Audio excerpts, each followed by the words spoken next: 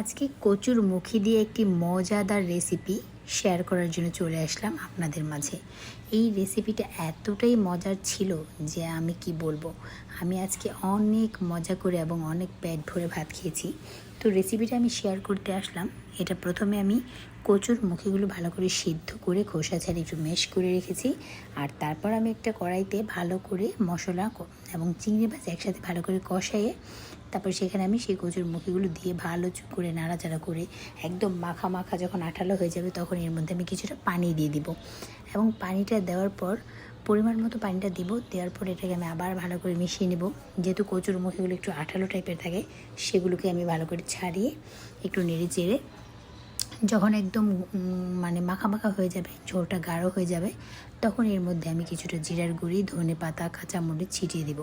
এবং এই রেসিপিটা একবার ট্রাই করে দেখবেন, এতটাই মজার ছিল যে আমি আর কোনো তরকারি নিইনি, এটা দিয়ে আমি পেট ভরে ভাত খেয়েছি। খুবই মজার এবং সুস্বাদু একটি রেসিপি।